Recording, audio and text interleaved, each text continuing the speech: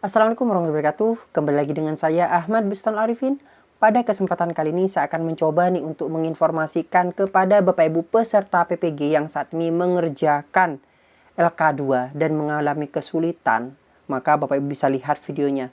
Di sini, di video ini akan menjelaskan tentang LK2, mengerjakan LK2 yaitu Jurnal Refleksi PPL PPG dalam Jabatan. Nah, semoga dengan video ini Bapak Ibu bisa terbantu. Dan sebelum kita ke informasi, alangkah baiknya Bapak Ibu bisa like, comment, share, dan subscribe channel saya. Kemudian Bapak Ibu juga bisa join di grup Telegram saya di STD Abah Channel. Atau Bapak Ibu juga follow TikTok dan Instagram saya di @abarifin_. Kali ini Abah Channel telah memiliki sebuah website yang Bapak Ibu bisa kunjungi nantinya di www.abahchannel.com. Serta seandainya jika Bapak Ibu berkontribusi pulsa pada Abah Channel ini, Bapak Ibu bisa kirimkan pulsa, nomornya berikut di bawah ini. Jika Bapak Ibu berkenan tentunya. Langsung saja kita simak dan kita bahas informasinya berikut ini. Nah, di kesempatan kali ini Bapak Ibu semua, saya akan mencoba nih untuk menginformasikan salah satu informasi yaitu tentang bagaimana langkah mengerjakan LK2, yaitu Jurnal Refleksi PPL PPG dalam Jabatan. Dan bagi Bapak Ibu yang membutuhkan, silakan simak dengan baik, jangan di skip videonya. Dan saya informasikan nih, video ini sebenarnya bukan saya yang membuat, tapi saya ambil dari kutipan salah satu video. Untuk sumbernya saya cantumkan di kolom deskripsi nantinya. Nah, tanpa berlama-lama lagi, Bapak Ibu bisa lihat, bisa disimak, dan jangan di skip videonya berikut ini. Pada video kali ini saya akan memberikan sedikit penjelasan tentang pengisian LK2, yaitu Jurnal Refleksi PPL PPG dalam Jabatan. Ya, ini diisi berdasarkan proses yang sudah kita lakukan selama PPL ya, kurang lebih seperti itu Bapak Ibu.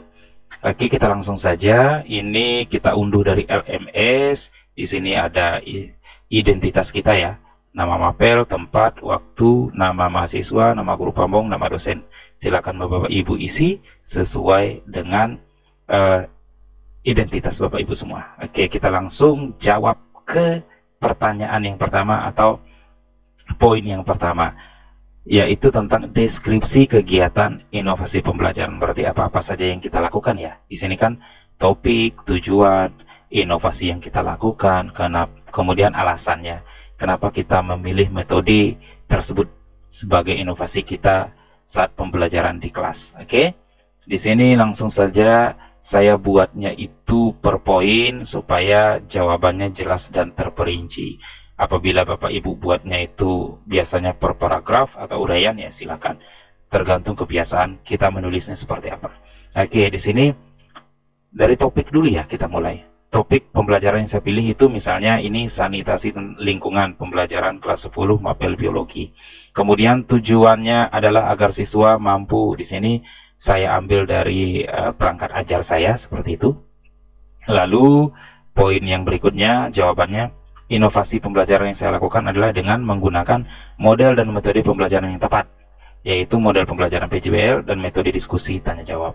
Lalu pembelajaran dengan model PJBL akan memudahkan siswa. Berarti ini kenapa kita memilih model itu, berarti kita jabarkan model itu cocok atau tidak cocok dengan materi atau karakteristik yang kita buat, dijabarkan ya Bapak Ibu.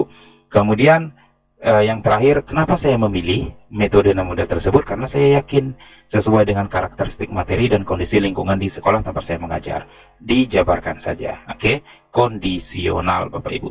Lalu yang kedua, poin yang kedua, hal baik atau manfaat dari inovasi pembelajaran yang kita pilih itu apa? Nah, di sini saya menjabarkannya seperti ini. Terdapat beberapa hal yang baik yang dirasakan dalam pembelajaran berlangsung setelah menerapkan model dan metode pembelajaran ini, yakni, nah saya buatnya poin yang pertama, mendorong siswa untuk mendalami materi pelajaran dengan cara yang lebih mendalam. Mereka harus mencari solusi untuk masalah yang kompleks. Mereka belajar cara bekerja sama sebagai tim untuk mencapai tujuan. Lalu siswa mengembangkan kemampuan memecahkan masalah yang transferable yang dapat diterapkan dalam berbagai konteks mata pelajaran. Seperti itu. Kemudian di sini saya jelaskan kesimpulan sedikit ya. Hal ini terjadi karena inovasi dalam pembelajaran memiliki potensi untuk menciptakan pengalaman pembelajaran yang lebih bermakna, mendalam, dan relevan bagi siswa.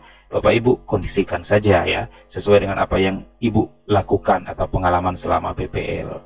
Lalu poin yang ketiga, tantangan atau masalah yang dihadapi dari inovasi pembelajaran. Karena setiap proses itu pasti ada tantangannya ya Bapak Ibu. Nah, tantangan apa yang kita hadapi selama berlangsungnya inovasi pembelajaran yang kita lakukan di kelas? Nah, di sini saya buat 3. Yang pertama, guru dan siswa itu sudah terbiasa dengan metode pembelajaran yang konvensional dan sudah merasa nyaman dengan cara pembelajaran, dan tantangannya itu merasa takut untuk mencoba hal yang baru dalam pembelajaran. Itu yang pertama. Yang kedua itu rendahnya keinginan guru untuk mencari sumber belajar yang bervariatif, sehingga menyebabkan pembelajaran kurang menarik dan kurang interaktif. Lalu yang ketiga, kondisi lingkungan sekolah yang kurang mendukung untuk menerapkan inovasi pembelajaran berbasis teknologi dalam proses belajar. Karena letak sekolah yang tidak mendukung seperti lampu yang sering padam dan akses internet yang tidak memadai. Itu kan tantangan atau masalah yang terjadi ketika kita mengimplementasikan inovasi pembelajaran yang kita rencanakan, seperti itu ya. Jelas ya Bapak Ibu?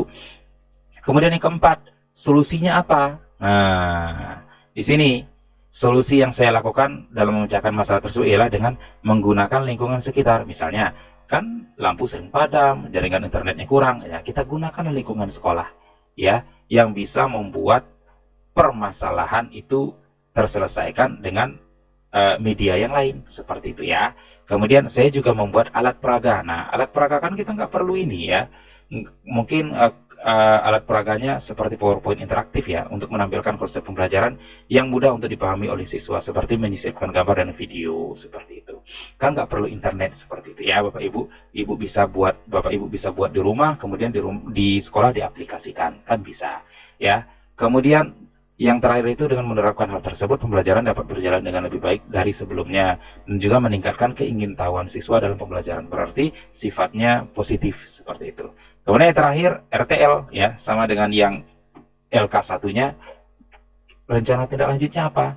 Nah, di sini menerapkan perubahan dalam praktik pengajaran. Berarti kan setelah itu kita terapkan, kita akan melaksanakan rencana tindak lanjut setelah itu. Berarti rencana tindak lanjutnya itu adalah menerapkan perubahan dalam praktik pengajaran. Nah, terapkan perubahan yang relevan dalam praktik pengajaran berdasarkan pengalaman pembelajaran.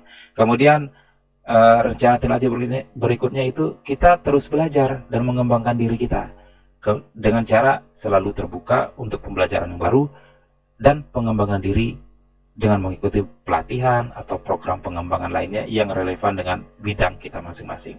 Kemudian di bawahnya itu ada daftar pustaka, seperti itu. Ya Bapak Ibu, semoga ini bisa membantu, semoga lulus PPG dan mendapatkan sertifikat pendidik. Jadi seperti itulah langkah Bapak Ibu semua untuk mengerjakan LK2 yang sudah dibahas di sini. Semoga informasi ini bisa memberikan manfaat nih bagi Bapak Ibu semua. Dan bagi yang belum subscribe channel ini, silahkan subscribe channel ini, aktifkan notifikasinya. Dan saya harapkan Bapak Ibu bisa menjadikan Aba channel ini sebagai rekan atau sahabat Bapak Ibu dalam mencari sebuah informasi. Wassalamualaikum warahmatullahi wabarakatuh.